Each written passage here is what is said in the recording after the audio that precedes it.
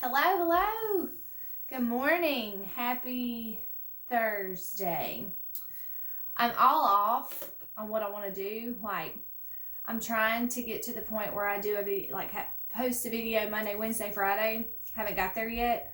I started on Tuesday this week, and so now it's Thursday. So we're going to get it figured out. I'm going to get there. But today I wanted to talk about how God always gives you enough, but your perception of enough and His perception of enough may be different.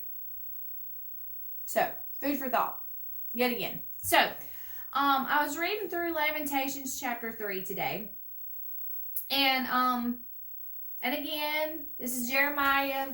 We went all the way through the entire book of Jeremiah, where he had some very intense moments of sorrow and frustration and sadness, and he often went to God and was very transparent with those feelings with God, and he always started with that, but he always finished with a praise of some sort. But we understand why Jeremiah was afflicted. We understand why he was frustrated, because he spent 40 years prophesying to a group of people that he loved, that was his people, to turn away from the bad things they were doing, and yet they refused to. Not only did they just refuse to turn to God the way that he was asking them to do because of what God was showing them, but they were also making fun of him and tormenting him, trying to kill him, putting him in prison, putting him in a hole in the ground, doing all these bad things to him. And so he was very frustrated and very worn down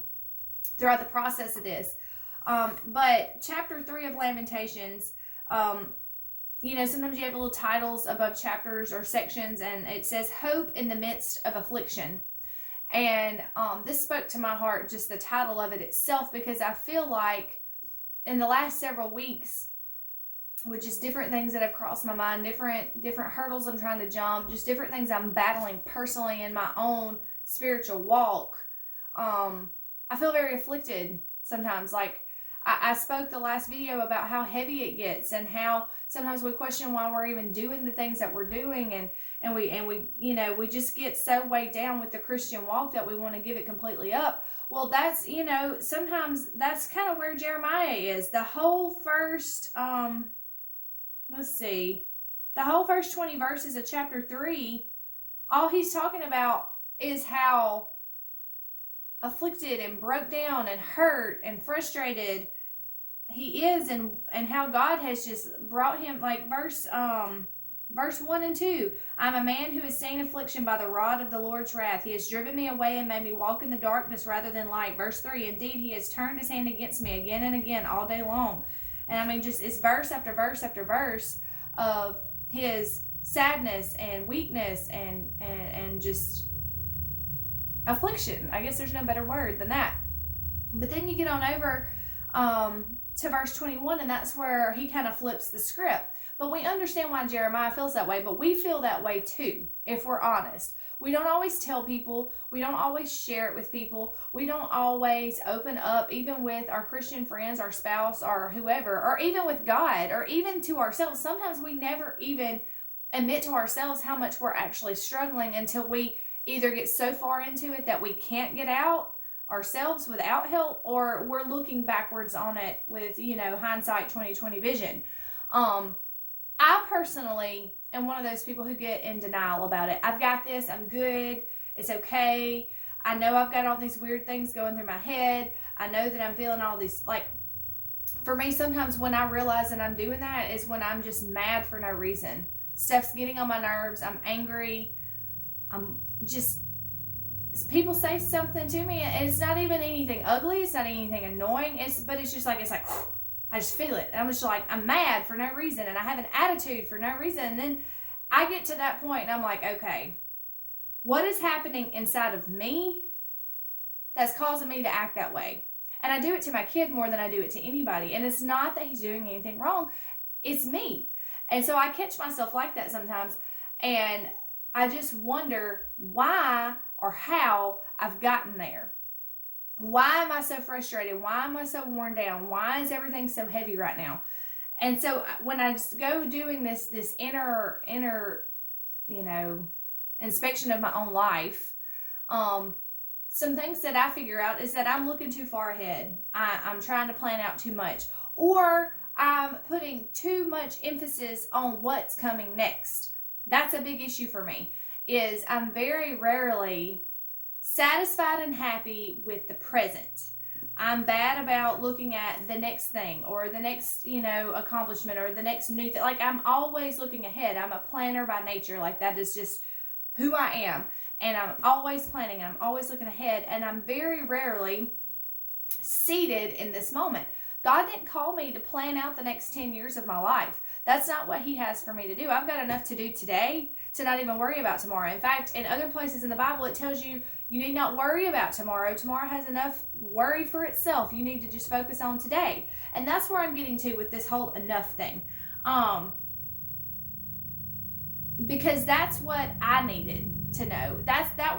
It wasn't something I didn't know. It's just something I needed to be like, okay, I knew that, and I need to reset my mind to this thought, to this process, to how God actually works and not how Amy works. Because what he does and how he works, and what we use this comment with our students because they don't always appreciate or understand why nursing school has to be so hard, or why we do things the way that we do it.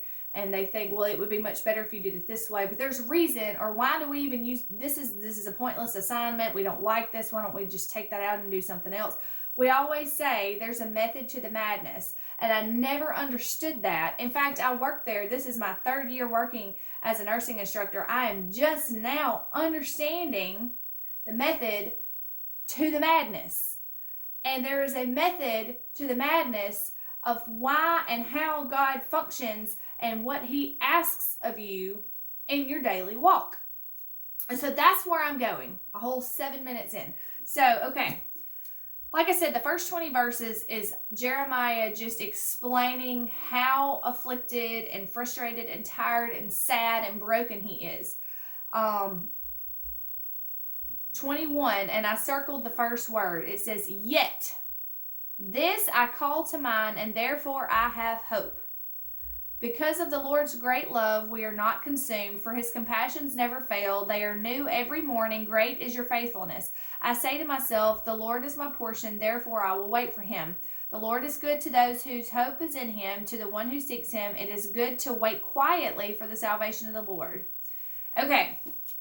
So he spends 20 verses saying, oh, I'm broken. This is what God has done. This is the affliction I've been feeling because God's wrath is rained down. Yet, that could be, but, however, this I call to mind. This is what I remember.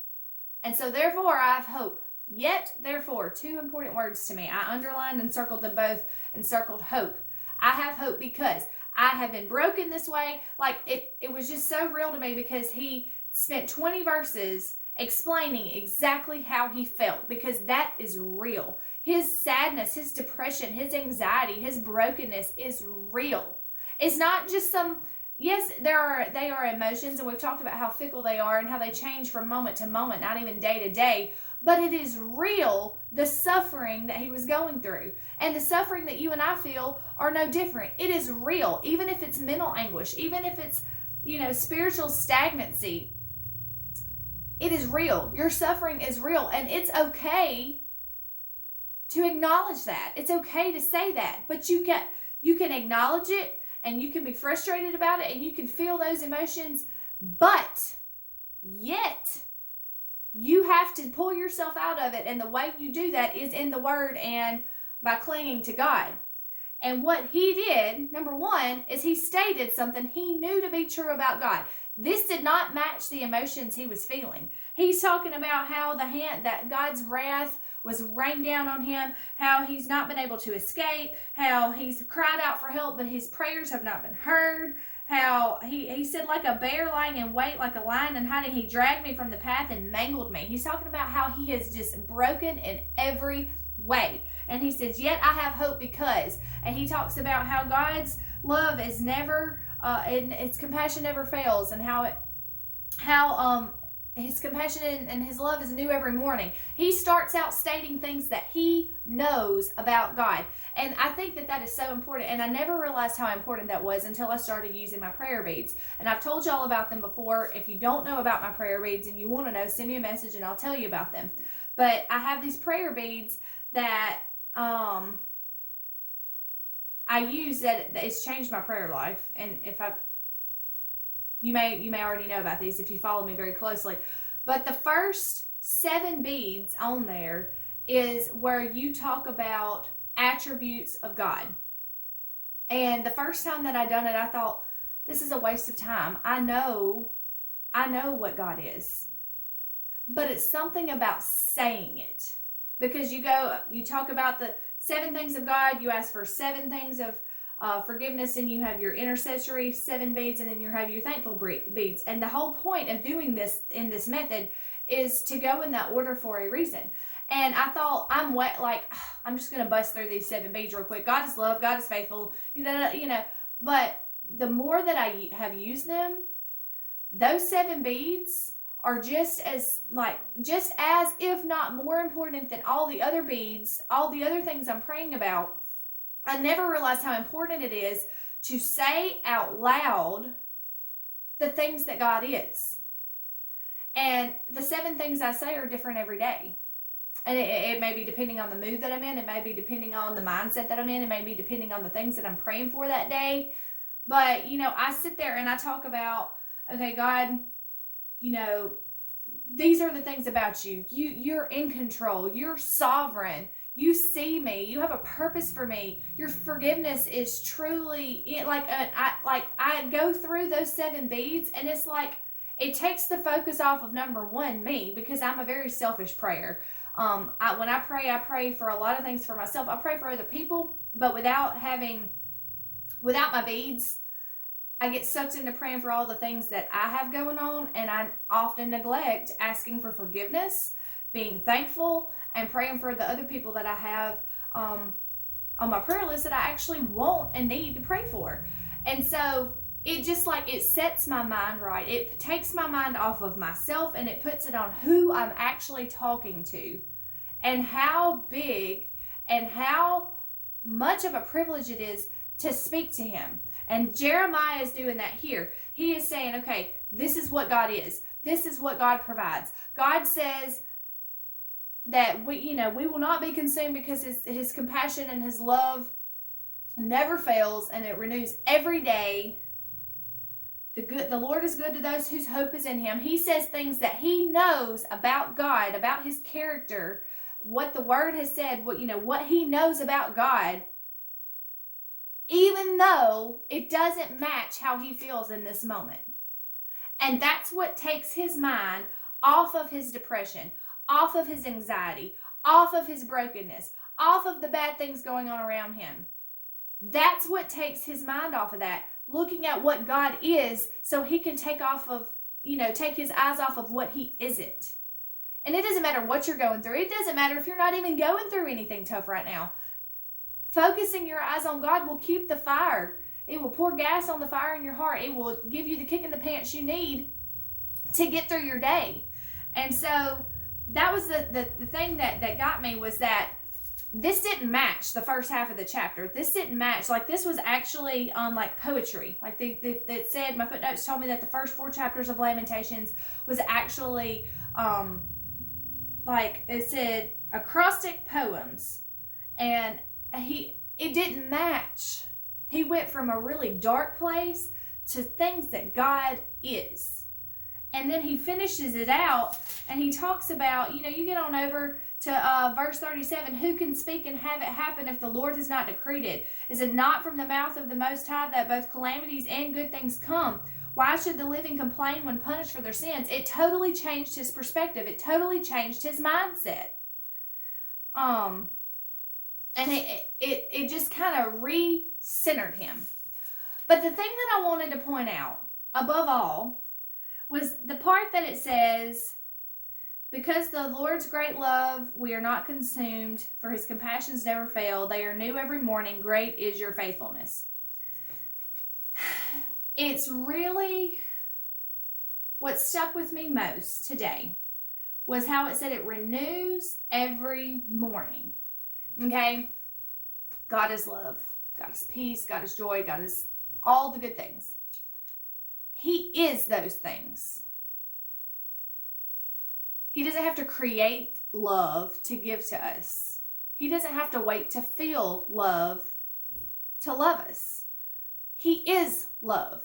So why does it say they are new every morning? Talking about his love, his compassion, his faithfulness. If he is all of those things, if those are part of his being, why does it say they renew every morning? It has nothing to do with him and his supply. He has no short supply of grace, love, mercy, compassion, faithfulness, any of that. He's got all of that. He's got more of that than we'll ever need. But the reason it renews every morning is because of what we need and how he asks us to function, how he asks us to be in our daily walk. I told you, and I should have looked it up before I got on here, how it talks about how, I'm pretty sure it's in one of the Gospels, and it's Jesus talking about parables, telling us not to worry about tomorrow. Tomorrow's got its own set of worries that you're to worry about today. It's because it's part of our faith. God gives us enough, but he gives us enough to make it through today. Just my own personal revelation, when I'm overwhelmed, when I'm frustrated, when I'm broken down, when I'm afflicted, it's usually because I'm way beyond today. When I've been frustrated in my infertility journey, it's because I'm looking forward to a week from now, 2 weeks from now, a month from now. When I'm overwhelmed by my job, it's usually because I'm looking way far ahead into the future. When I'm overwhelmed with my family, it's oftentimes because I'm not focused on today. God gives me grace, mercy, energy, opportunity, favor for today. He'll give me what I need tomorrow too. But that's what I have to get rooted in my habits, is functioning in today. God gives me enough, and he will give me enough for the remainder of my life, but he doesn't give it to me all at once, because with that would come these revelations of how he's going to do things. Because a lot of times my affliction comes from my anxiety of how things are going to work out. I can't tell you how many days I've wallowed in anxiety and despair, wondering when or if I would have another child. I can't tell you when I was in grad school, the 2 years I was in grad school waiting to get the job that I have now, wondering if I was going to get the job and if I was going to be able to pay off my student loans, all of that. Like, I spent a lot of time worrying about that. God didn't ask me to worry about that. God called me to do a thing, and he gives me enough to get through today. And while we may still go through some brokenness, while we may still have some downhearted times, while we may actually have things to be depressed about, it may not just be these things that I'm worried about in the future. You may be actually going through some real despair. You may actually have some real things in your life to get through. But a lot of times people get overtaken by these things because they're looking into the future. This will never change. I'll never get over this. I'll never be able to move forward from this. My family will never be fixed. My job situation will never be repaired. I'll never beat this addiction. I'll never get out of debt. My children will never find the Lord. I'll never repair this relationship with my family member or friend, whatever. And that's you not functioning in today.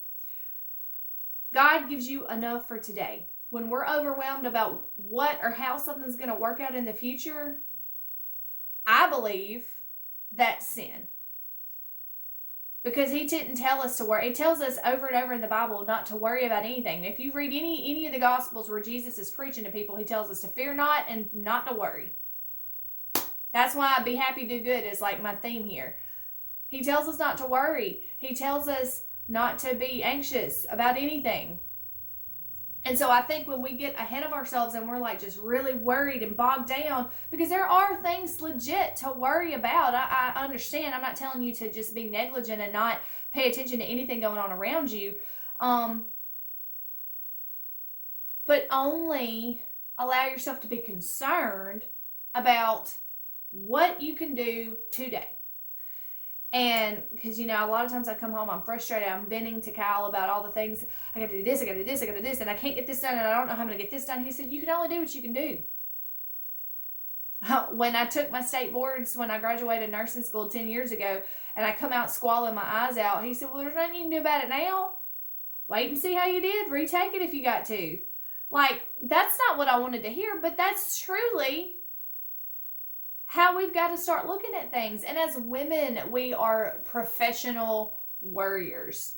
We carry all the worry, all the anxiety. We take the brunt of planning all the things for our family that other people don't think about, just because by nature, that's just where our minds go. And men do it too, just in a different way. But as mothers and as wives, as the keepers of the home, this is where our minds go. That's not honoring God, and it is sinful. You don't think about that. You don't think about anxiety as being, oh, I can't help that I'm anxious. You may not can, but that's why we've got to train ourselves. And I understand, I'm not talking about mental health. I'm not talking about people who actually have imbalances or a, diagnosis, and if you need to take medication, that kind of thing. I'm not talking about those kind of things. I'm talking about allowing yourself to get overwhelmed because you don't trust God to work it out. So I'm not talking about mental illness, because I do know that is a very real thing, and it is something that needs to be treated. And God gives us the grace and the doctors and the medication to be able to treat certain things. But a lot of it is just we are simply overwhelmed and burdened down because we don't trust God to work out what we need. And the beautiful thing that Jeremiah did here was he reflected on the bad stuff that had already happened to him. By the time he wrote this, he had already went to jail and gotten taken out. He had already been thrown into the hole in the ground and gotten rescued. He had already been, saved when they came and took all the people into exile. He was referring back to what he knew God was, what God had told him already. And sometimes God will tell you something, and you may not hear anything else from him for another 10 years. And you got to hang on to that thing that he told you about that specific thing. Because sometimes God goes silent. I'm going to tell you, for 6.5 years of my infertility journey, God was silent. And it wasn't until just a few weeks ago that I feel like he told me something for the first time. I had been hanging on for 6.5 years to the last thing he told me. That's a long time to not hear God's voice about a specific thing that's bothering you. But you've got to hang on to the last thing that you know he told you. You have to hang on to what aligns with Scripture. You have to align yourself with what gives you peace. Because even if it hurts, even if it's sad, even if it's frustrating, God is not the author of chaos. If you have peace, God doesn't let you have peace if you're not doing the right thing. There's no peace outside of God's will. And there's no way to have peace amidst difficult situations without God. And so Satan is going to try to distract you and tell you that you need to go and do different things, or that you need, you're just too depressed today. There's no sense in even reading your Bible. Or maybe you need to go out and just blow some steam off, or you need to do this, or you need to do that. Or if your vice is spending money, you need to order a couple of things off of Amazon. That'll make you feel better. Like, there's all these different things that Satan's going to tempt you to do when you're in those moments. But you have to hang on to the last thing that God told you. And for me, it's staying in my Bible that keeps me centered. What kept Jeremiah centered was remembering how God had showed up in the past. Write that stuff down. Remind yourself when you're praying, say it out loud. God, do you remember when I was going through that hard time and you showed up and you did this? He doesn't need to remember it. He didn't forget, but it helps you remember. It helps take the focus off the bad and remember what God has already done for you. We would not need faith if he showed us right now how he was going to work out every situation. There will be concern and worry in every season of life. Before you're married, once you're married, once you have kids. I'm assuming when they get bigger, the anxiety doesn't go away because my mom still worries about me and I'm 31. You know, like, you have to remember who's in control, and you have to remember that nothing is out of his reach, and it would not require faith if he showed you all the ins and outs. It would not require faith for salvation if he showed you all of that right now. And so just the point that I'm trying to get all the way back around to is that God will give you enough. He will always give you enough. I have never truly needed something and him not come through when I needed it, in the amount that I needed it, how I needed it. Every time. Now, I've been through some tough times. I've been through times with, low money. I've had times where I've been sad, depressed, down and out. I've had times when I've suffered. But I've always had what I needed. And you got to get your perspective right on what you need versus what you want. Because, those two seem to mesh together sometimes. And you have to remember that God will give you enough for today. When you start dabbling in tomorrow, not saying don't ever plan anything, because you've got to. Some things have to be planned. You have to plan ahead with your budget to go on vacation, or at least we do. You have to plan ahead if you're going to, I'm going to go to the gym this afternoon. I have to plan ahead where Carden is going to go, what he's going to do if I want to go to the gym this afternoon. Those kind of things. You have to plan some things, but you have to understand that God will give you what you need when you need it, and that sometimes he changes your plans. My situation, my entire life, if you would have asked me 10, 15 years ago what my life would look like at 31, some of the parts are what I thought would happen. 10 years ago, me and Kyle were fixing to get married, so I knew that I would still be with him. I wanted to, even 15 years ago, go back to high school, I knew I wanted to be a nurse. I never thought I'd move away from here. I figured by this age I'd be a wife and a mother. But if you would have asked me about a women's ministry, if you would have asked me about some of the jobs that I've held, if you would have asked me when I went back and got my master's degree at this point, I would have told you were crazy. You know what I mean? Sometimes your plans aren't what's best for you, and God sees that. And he's protecting you from a life that's not your best life, that he knows you will not be fulfilled and happy in. And while it may hurt to let that go, because believe me, I understand that as much as anybody. And you may think that my struggles don't match yours, and mine probably aren't as bad as some of yours. But I do understand the struggle. I do understand that it's hard. But just know that the enough that you need is just for today. He's got enough for you for if you lived another 200 years. He's not going to run. That's not why it renews every day.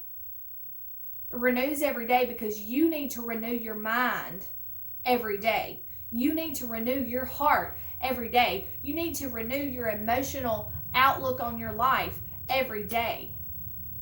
You need it every day. He doesn't need to beef it up every day because, he's tired and that's not what it is. It's for you. The renewing of the everyday is for you, to keep you centered, to keep you focused, to keep you on track. Because honestly, we're not good at that, if we're just being real. And it keeps our faith strong. And it keeps us from relying on ourselves and getting prideful and boastful and thinking that for some reason we're in control of everything, and that the things that we've been blessed with are actually our own accomplishments, because honestly, we get in that little mindset too. So those are my thoughts for the day. I would love to know what y'all think. But with that, I'll close this out in prayer. So, dear Lord, thank you for this day. Thank you for the time we've spent. Lord, just help us as we go through our day-to-day life, not to get bogged down with looking too far ahead. Help us not to get anxious about things. Help us to see that you're always in control, and that your sovereign hand is on every situation, that even things that you haven't ordained, you've allowed, and that you work all things for your glory. when you're working things out in our lives. You take even our mistakes and the bad times and the hard times, and you use them for your glory, and there's good that will come out of them. Help us not to get so caught up on what we think that we need or what we think that we want, and that that's our best life, and that you're punishing us by not letting us have things that we want. Lord, just help us to focus on the fact that you are who you are and what you've done for us in the past, that your best life for us is our best life. And just give us strength, give us encouragement, give us endurance, and just help us to make it through each day, relying on you with our eyes focused on you. We love you, Lord. Forgive us of our sins and where we failed you. In Jesus' name, amen. All right, y'all, I'm going to get out of here, but I'll see y'all in a day or two. I don't know when it'll be. But love y'all. Be happy. Do good.